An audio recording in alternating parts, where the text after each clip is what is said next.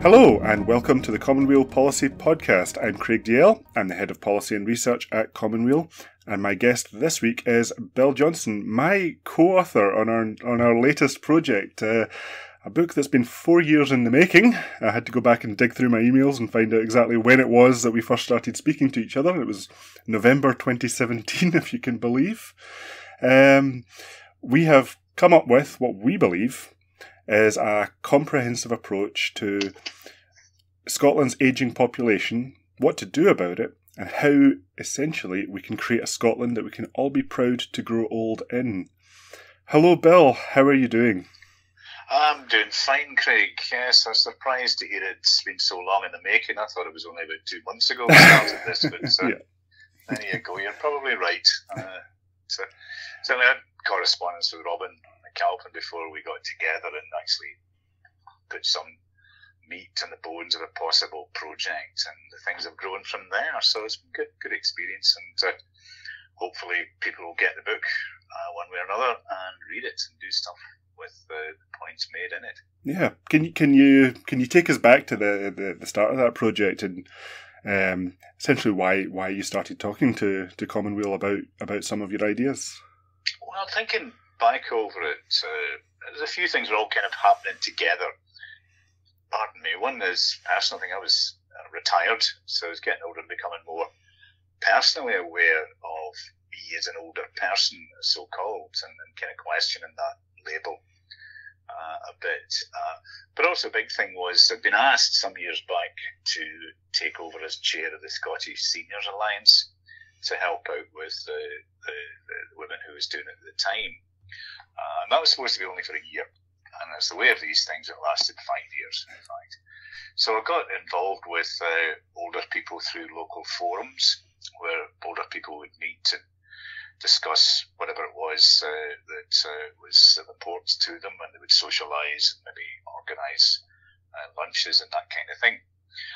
And that led on also then to direct contact with the Scottish Government and civil servants in advocating for older people's rights and issues, which was, as anyone who's ever done that, it can be quite an arduous process of writing letters, carefully wording emails, and then having sit-down meetings with ministers and Holyrood, and coming away from it thinking you've done great stuff and then wondering a month later if you have or not. But we persevered and I think had some successes, which we'll talk about probably as we go along. You can ask more about them when you think that's appropriate. But that also led me into involvement with things like Age Scotland and other representative groups and third sector groups that were interested in age. And one of the things that came out for me from all of that was to question this whole business of old people, because it was obvious that the government and their advisors were kind of obsessed with the old. And that meant that their policy thinking and their decisions and their strategies tended to be relatively short-term and very topic-focused or project-focused, so that you could say, well, we've done something about this issue in older people's lives, and that's what we've done. And I came away from that thinking, actually, there's more to it than that. And that's where this idea of looking at it from a population demographic perspective kind of came on the scene for me. And starting to see, well, the old people haven't always been old. They used to be young. The young people of today aren't always going to be young. They'll be old in maybe 10, 15, 20 years. So it struck me that the sensible way to go forward was to look at Scotland as a population. And obviously, you'll know this better than I will probably because of your expertise and stats and so forth. Scotland is an ageing population in the sense that people over 75 will be a large percentage of the population, growing percentage over the next 20, 25 years. And if you look at it that way and think of it as dynamic, the population's always changing, it's always moving forward. But in Scotland and the UK and many parts of the world, we're at a stage now where the old people who are living longer are starting to outweigh the younger people. so the kind of median age, the middle age of the population stats in the UK is something like 41 or something like that. Yeah. You know? And that's quite a startling thing to think about, because it means that anyone under 41 is young. And if you stick with these very simple divisions, anyone over 41 is old. Well, I'm not quite at that line yet, but I'm disturbingly close. Well, the funny thing, nothing happens. You don't get a letter from the Queen or anything like that. You just get your birthday cards as per normal.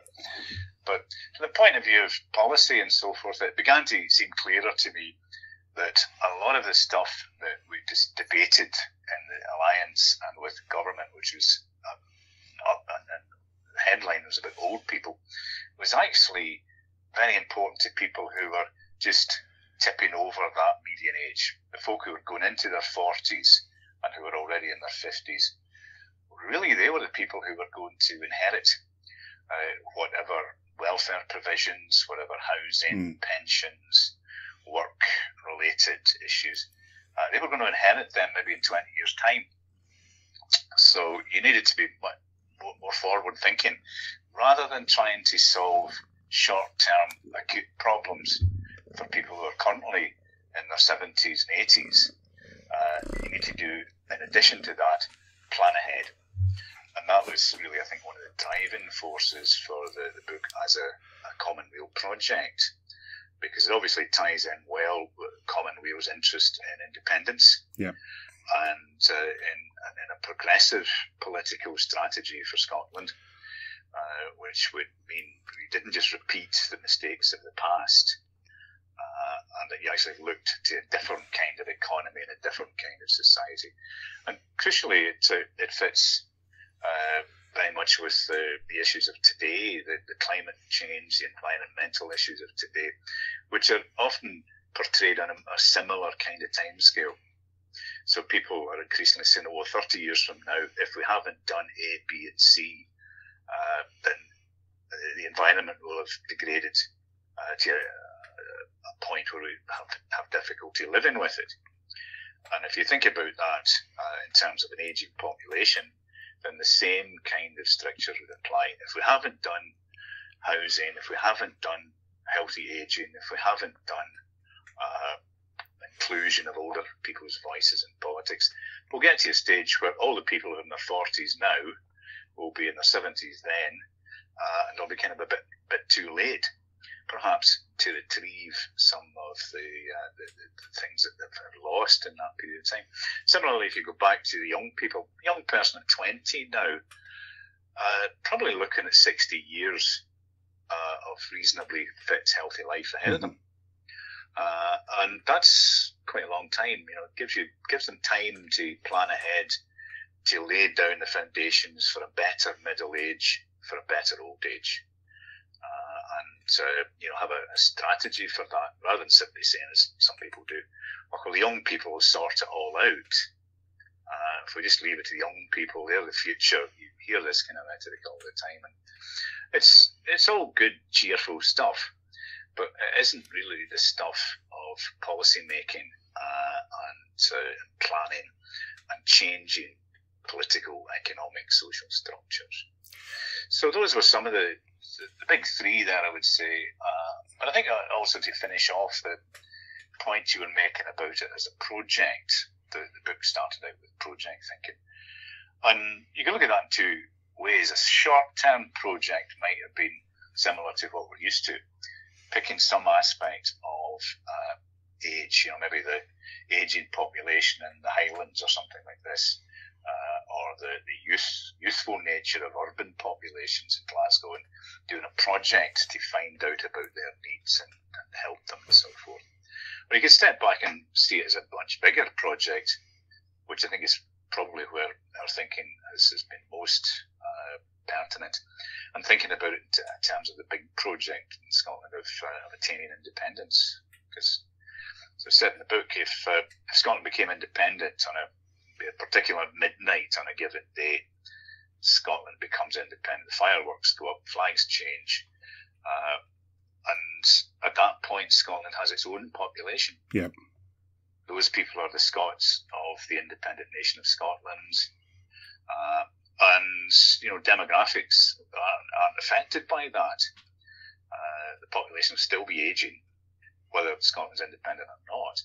But if you're looking to be an independent nation and you haven't actually set out a prospectus for what that's going to mean as the population ages, which it is inevitably going to do, then it's getting a bit late in the day. And you can't just put that off into the first or second independence parliament and say we'll sort it all out on the night. Obviously, everyone remembers the fixation was the currency that emerged from the 2014 referendum debate with Salmond, and he was caught out by not being able to say what the currency was going to be. People get fixated on that. But really, I think things like population are as important as the nature of the currency, the nature of the legal system, the education system.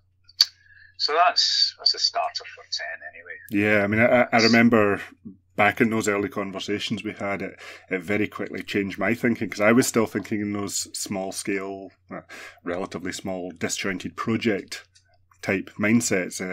At the time you came to Commonweal and started talking to us, we had already been doing work on the demographics of Scotland, and particularly on ideas like pensions, which was the other big hot topic of the independence movement, and still is.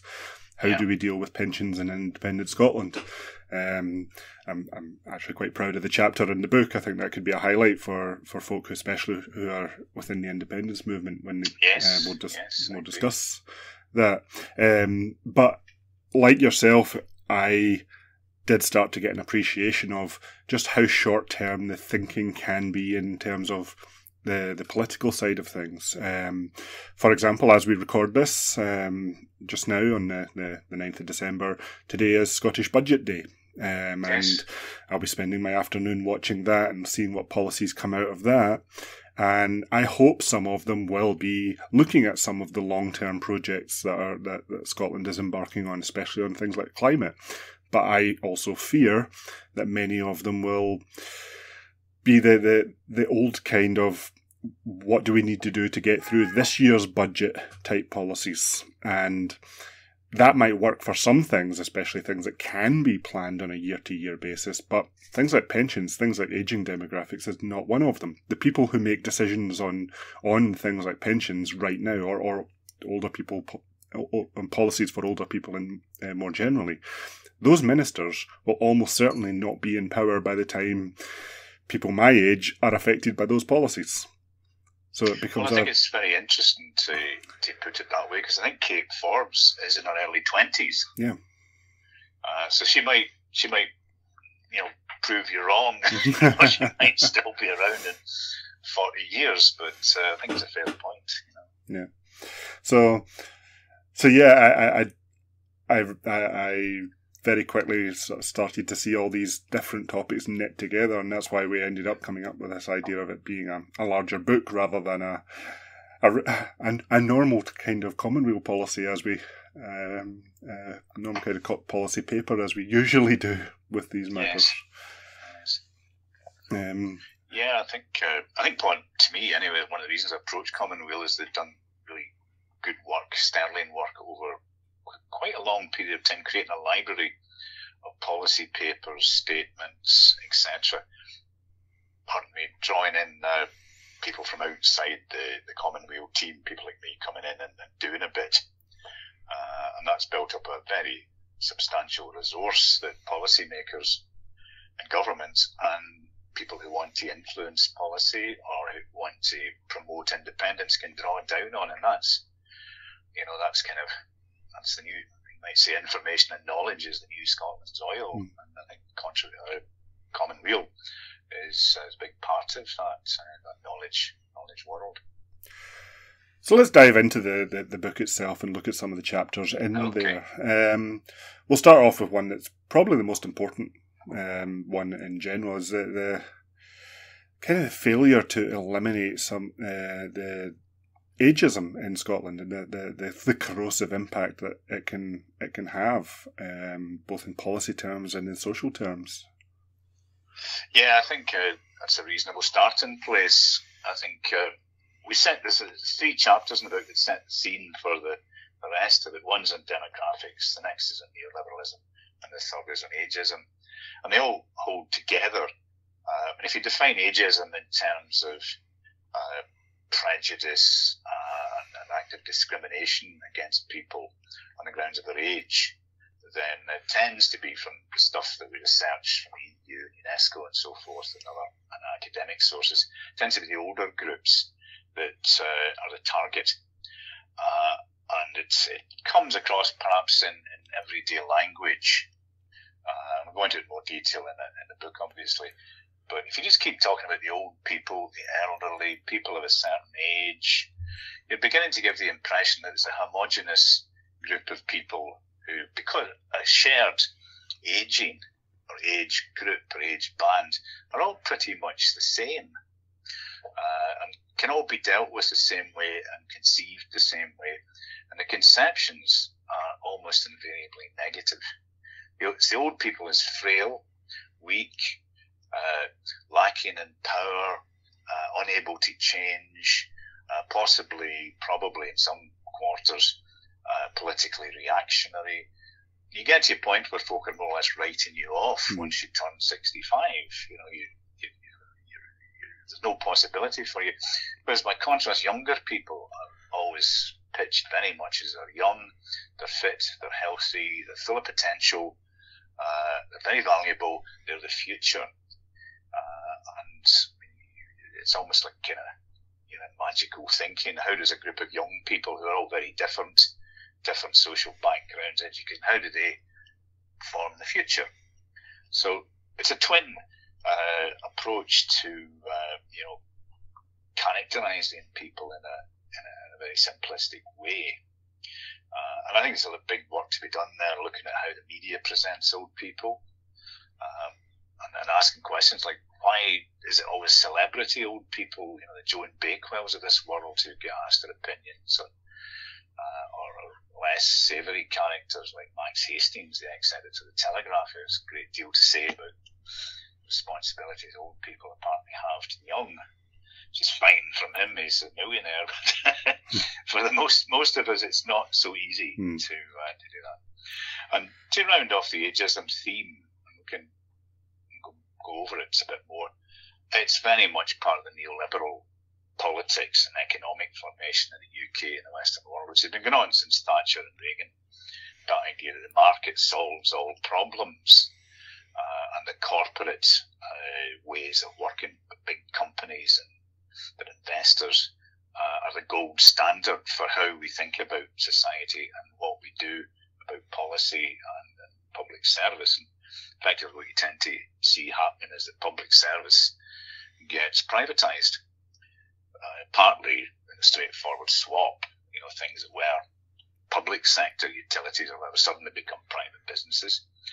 And also in the way that you think about things, you think about the nature of society based on metrics and criteria that make sense to corporate managers and management consultants, but don't actually fit in the real world. I think Robin McAlpin says more about this in today's Commonweal newsletter, which is worth a look for anyone who's up for that kind of thing. Yeah, he's laid out this idea that you're not even a number. Yes. You can have a healthcare system, for example, that says how can we treat you and your ailments, or you can have a healthcare system that says how many patients have we treated this month and give that number, or it can go one step further than that and say how many beds have we cleared this month, in which case the patient yourself isn't even a number anymore. So I'll link to that article in the description to this podcast. But what you're saying there about the neoliberal idea is something that struck home to me, this idea that in this neoliberal economy, you're not a person, you're not even a number there either. You are an efficient market utility and a market operator there to consume goods for the benefit of the economy. If you're a worker, then you can accumulate assets that you can then trade for goods and services. If you're not a worker, then you're a burden on society. And especially if you are a consumer of public services, or, to use a pejorative, taxpayers' money. So it's that idea that inevitably leads to a sense of ageism, that the old people are a burden in society, and that burden should be minimised if at all possible. Well, indeed, and it makes it, as an older person, you think, well, what happened to all those decades of paying taxes, going out to work? I worked in education, so I was helping to educate younger people so they could get degrees and get jobs and make a contribution. That all gets sort of, it's as if the slate gets wiped clean when you retire. And you then become non-productive. But it is ambivalent, and I think the ambivalence is an interesting way to get into this, because on one reading, you're quite right, older people are seen as a burden, a fiscal burden, and a social nuisance in some ways. But in the other, they're also seen as well off. I'm of the baby boomer age, as the group, as the idiom has it, so I'm supposed to have had a wonderful time. So, been given everything on a plate, none of which is true.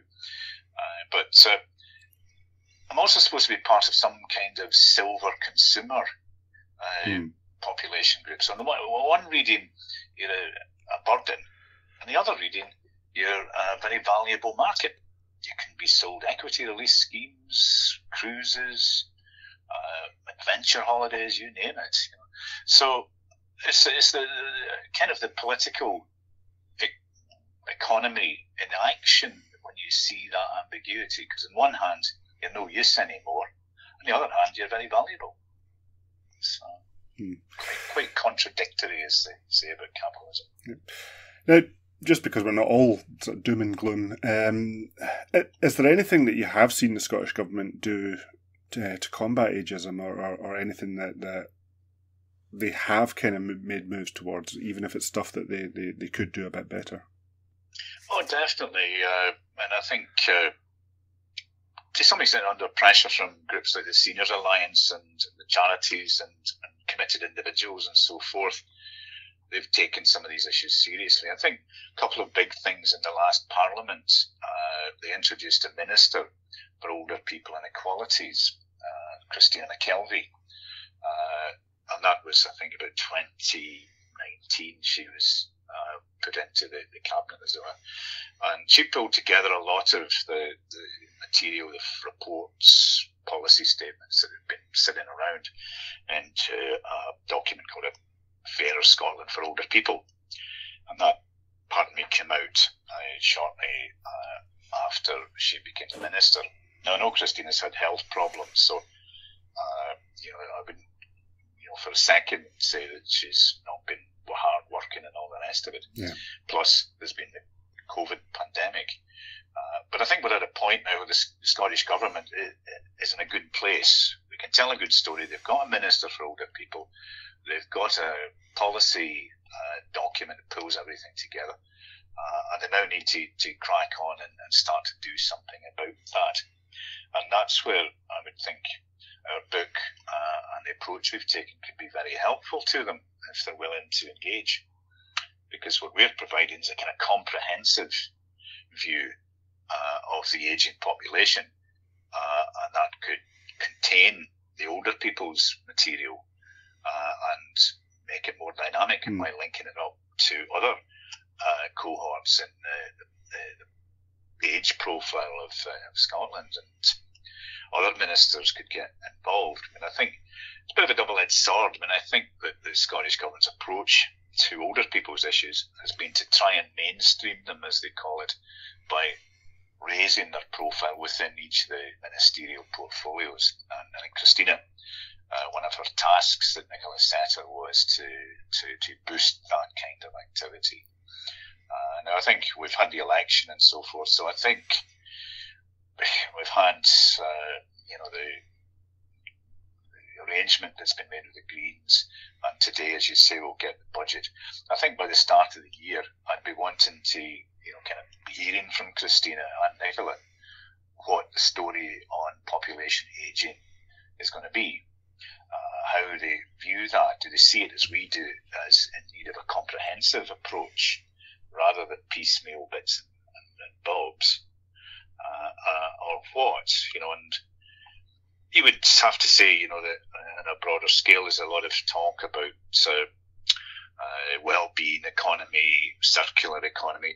There are new, different ideas, arguably, around to contrast with the old neoliberal thing. But I'm still a wee bit concerned that the Scottish government and Scottish politics generally is still wedded to the idea that growth in gross domestic product, GDP, is really what policy is all about. I think that took a bit of a knock in the climate change discussions at COP26, because folk are obviously saying, well, if you just keep bumping up GDP a couple of percentage points a year, and that is in the form of economic activity that's going to make climate change worse, then that's a very bad idea, and you need to fundamentally change the way you conceive of economic activity and the impact of that on society. So I think, the Scottish government, I'd certainly be wanting to have very good positive conversations with Christina around the time she came into post, and Jean Freeman particularly before that. So I would hope that Common Weal and others, perhaps using the book, would be able to maintain that kind of influence and boost it. Yeah, I mean, we'll definitely be in touch with the Scottish Government in the new year to see if we can input into any of their programmes that way. But if any ministers happen to be listening to the show, do get in touch. We'd love to hear from you. Absolutely. Now, I did give a hint earlier on in the show that we had a chapter on pensions that I now can't get away from talking about. I do think this is the one that a lot of folk in the indie movement will be initially attracted to the book to see. Although, again, I encourage folk, this is a big, comprehensive, knit-together strategy, and the chapter on pensions is just one part in that. You can't just change pensions and expect everything to be okay. Similarly, conversely, you can't not change the pension system and expect everything to be okay. It all has to work together. But Bill, do you want to take us through just a little bit about why the UK system itself is struggling and is failing in many ways? Well, I suppose a kind of headline that a lot of people have heard is that in terms of state pension, the UK is the worst in the EU. And you can argue around that in various ways, but that's a well-known correlation between pensions and the way the UK functions or doesn't. And it's also compounded by things like the WASPI campaign, the Women Against State Pension Inequalities, people who are very badly let down by the technical functioning of when they became eligible for their pension. Yeah, itself, that is a good highlight of why this needs to be a long-term planned project. You can't just make a change to pensions, even on the scale of 10 or 15 years, as was the case of the WASPI issues, and expect people to be able to adjust their lives accordingly. No, definitely not. And there was a report, for the nerds in these by a guy called John Crigland, did a report before the Theresa May misfiring election back in 2017, which looked at the state pension age. I mean, obviously, if you're going to do things with pensions, you need some tool or lever to manipulate them. And an obvious one to keep costs down and so forth is just to extend the time before folk can collect their state pension. Bumped it up from 65 up to 67 now. And that was similar. I remember talking to people at a new in their 40s when that was happening, and I'd been to meetings with Cridland and I was reporting this back to folk, and they were kind of looking at me in a bemused fashion, thinking, well, I'm only 42, what's this got to do with me? But once they realised that it meant that their kind of forward plan for a transition stage in their life out of work and into retirement, in part at least based on access to their state pension, the plans had the timetable had suddenly changed. There's another 2 years added on to the calendar that they hadn't really been planning on. And if you're 40, you can probably do something about things that are 20 odd years ahead. But if you're not, if you're in your 50s, 60s, it can be a big surprise. I think, again, one of the technical things involved in pensions, and why we argue in the book that the UK approach is not good is this concept of the old age dependency ratio, which again is kind of nerdy talk and vanishes into kind of policy wonk territory if you're not careful. Yeah. But for the in a simple sense, it's basically saying that the age profile is in three parts. There's school, and then there's leaving school or college and going into the workforce, and then you're in the workforce for umpteen years, and then you leave the workforce and you retire. So it's three. And as we were saying earlier on, in terms of ageist portrayals of older people's experiences and lives, they're placed as being dependent on the working age population. Indeed, as are the kids. We all pay taxes to fund schools and so forth. I've got many friends who don't have children and have been quite happy to pay their taxes all their lives to contribute to the education of other people's children, because they see that as a social obligation, if you like. It's a cohesive society. It's not dog eat dog. I have to be rich or everyone else can go hang. So I think the old age dependency ratio is out of date. It fits to some extent population proof and the work retirement profile that's now wildly out of date, and it's getting more out of date because of the aging of the population that we described earlier on in the podcast in detail in the book. So I don't know if you maybe want to say a bit more about the OADR and such like matters. Yeah, I mean, there are other aspects that go into this. As you say, the inherently ageist approach that if you're above a certain age, you're now inherently unproductive and have to be supported by workers, when that is not the case and has never been the case. The UK state pension isn't paid out exclusively by income tax and national insurance. Yes, the national insurance tax goes into a national pension fund, which is earmarked for state pension, but that fund is also funded by just general taxation. So for any practical purpose, there's no link at all between income tax and national insurance and state pension rate. One of the things that I really see as a weakness going forward is the fact that, yes, we are living longer lives, and for a lot of us, those longer lives are increasingly healthy. So for a lot of people, just being written off at a certain age and told, right, you've hit 60 whatever years, time to retire, when I'm not ready to retire, I want to keep going. Now, and for a lot of folk, that might be something they want to do. Conversely, especially in a lot of deprived areas in Scotland, you've got folk who are starting to come to the end of their healthy life expectancy in their 40s and 50s. And they're going to be expected to keep working for another 20, 30 years maybe, possibly to the point of not living to see that retirement age. So we're really advocating that the state pension needs to go. It needs to be folded into a universal basic income. Yeah. And that universal basic income that gives everybody a financial floor, financial security to be able to live their lives as they see fit and as they're able to smooth out that cliff edge of retiring on the Friday, finding yourself a pensioner on the Monday and not knowing what to do with your life, which can be quite damaging to a lot of people. I've met people who had to go through quite a psychological shift in mindset when they suddenly woke up one morning and didn't need to go to work. It might allow people to phase down their work as they approach the end of the working career, or spend more time with the grandkids, or spend more time living instead of just working to fit into this market economy that neoliberalism demands we do. Absolutely, and I think those are very positive messages you were saying earlier. I think one of the things about ageism is the negativity that goes with it. That kind of doom and gloom scenario planning heads into all sorts of areas of life, and that idea that once you get old, you just paddle about the place until you drop, doing not very much, is again that's defines a past era.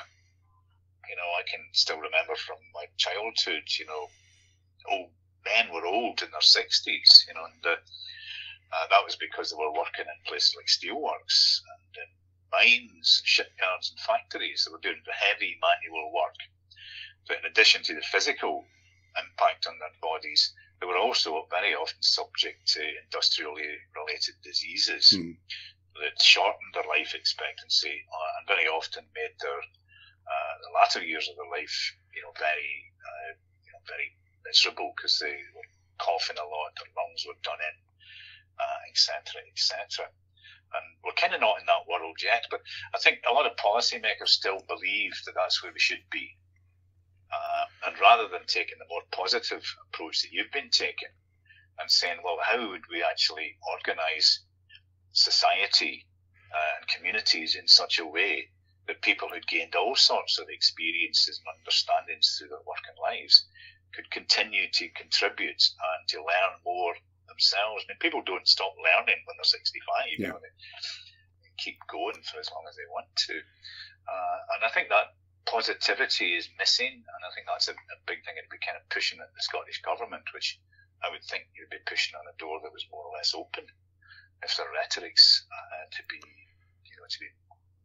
credible. They do seem to take the view that human rights are important, that people's lives are important, and you can't just be shoved onto a kind of right-wing Tory scrap heap, at the whim of an employer or a government. So I think there's positive things to be done there. Yeah. But I think the UBI thing is, again, it's something that maybe talk about a bit more and describe the content of the book. Each chapter has a wee section in it saying what are the implications of this chapter for the independence movement. And that's obviously one that flag up in the pensions chapter that folk in the independence movement would talk about that and describe how UBI could become a reality in Scotland, because otherwise it'll be written off. People will say you can't do that. Pensions are immutable. It's like the sky, the sun, and the moon, and nothing can be done. So we have to be able to persuade the people. And people in their 40s and 50s will be looking forward and saying, well, this UBI thing sounds a bit dodgy to me. And you would need to be able to overcome their reticence and persuade them it's actually a good idea. Yeah, and we also in that chapter, we have other suggestions for the independence movement, such as an independent Scotland could be also not just looking at the state pension, but the private pension sector. And because not only is the UK state pension one of the lowest in Europe, indeed one of the lowest in the developed world, the UK puts a lot of emphasis on the private sector to top up those earnings in a way that other countries do not. And that we've found leaves people in Britain very exposed to a lot of risk, to a lot of high fees, to a lot of profit extraction from their pensions, Sure. but also the risk that you're essentially just one dodgy boss away from turning your pension into their luxury yacht and running away with it and leaving you bereft, or a market crash causing your house price to decline, and because you've been told that the productive way to save is to get onto the housing ladder and increase your housing value throughout your life, then downsize when you retire and reclaim it. That's all gone. That's wiped out in a matter of weeks. Absolutely. Yeah. I think people remember the financial crash in the early 2000s. Yep. High street shops like Woolworths that had been there all my life, and for half a century before that suddenly disappeared. Yep. Gone. So, and the Sir Philip Green with his BHS fiasco, that he literally got himself a luxury yacht and then sailed away into the sunset, leaving the workers to scrabble about trying to get the pensions they thought they were entitled to, because they'd been contributing to them during their working life. Yeah. So we need a proper social security that isn't open to compromise or, frankly, times things that look to be bordered on criminality, to make people feel their lives are secure. That's the kind of independent Scotland I think people would want to be living in. Yeah. There's probably always going to be a few people who think, no, actually I want to be an incredibly rich capitalist who owns a big estate and hobnobs with Arab sheikhs at the horse racing. But I think the vast majority of people in Scotland would prefer a different kind of life, one that's more comfortable for them, that they're not fearful all the time, and that they can actually expand and make the most of the opportunities that they have in their lives. Yeah, as one of the volunteers who helped proofread our book, Elaine, she left us with a really, really good comment saying that this book in its totality summed up to the kind of Scotland that she would look forward to growing old in, and I agree with her. I mean, the book hasn't just come out of entirely selfless motives for me. It's essentially my retirement plan. Well, yeah, I mean, me too. I mean, I want to, kind of be in a situation to say, well, like I've did all the kind of things that I described earlier on around the older people's movement, and say I don't just want to leave off and go away and that's all that done. I want to leave a legacy, and hopefully the book is going to be part of that. So. Yeah, so we're just coming to the end of the podcast now. There's obviously so much more we could talk about in this book. We've got chapters on housing, how we can improve houses and how we can improve community design to make it more inclusive of everybody who lives in it. We have a chapter on work and how we can adapt workplaces for an ageing workforce and how we can ensure that the just transition that is coming in to deal with the climate emergency and the Green New Deal means that the skills and experience of older workers can be harnessed and reharnessed rather than just putting people on the scrap heap. And one of our big ideas, the idea of a midlife MOT, how you can continuously monitor and improve yourself and always be prepared for those next stages of life before you get to them. So yeah, Bill, I just have to say thank you for the last 4 years. It's been good. Thank you.